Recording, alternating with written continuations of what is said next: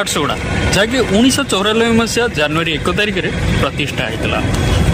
या पूर्व झारसुगुड़ा जिलाटी संबलपुर अंचल एक अंश होता एवं एठारे जमीदार प्रथा चली। यही जमीदार माने थिला कोल्हावीर जमीदार, रामपुर जमीदार, पद्मपुर आदि जमीदार।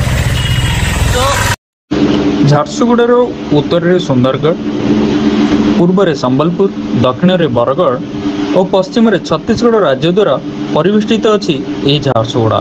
यह प्राकृतिक शोभार दृष्टि अनन्य एवं मानव सभ्यर एक दर्शनीय स्थल। झारसुगुड़ा केवल एक पर्यटन स्थल होगा सहित एथिरे विभिन्न प्रकार ऐतिह्य एवं सांस्कृतिक स्थल अच्छी। विभिन्न ऐतिह्य समय भग्नावशेष मान देखा मिलता है। उषाकोठीर गुंफा, कोलावीर राजदुर्ग, जो आपण मैंने अनेक ऐतिह्य कथा देखा पाइबे।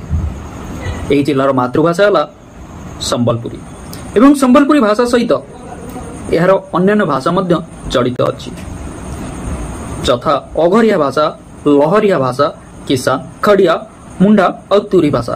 तो बंधु यही तो थिला झारसुगुड़ार किछि कथा। संपूर्ण रूपे गोटे गोटे अध्याय आमे झारसुगुड़ार विषय अध्ययन करवा, जानिबा और जणाइबा। तो आम चैनल को सब्सक्राइब करंतु, लाइक करंतु और शेयर मते करंतु, जहाँकि मते प्रोत्साहन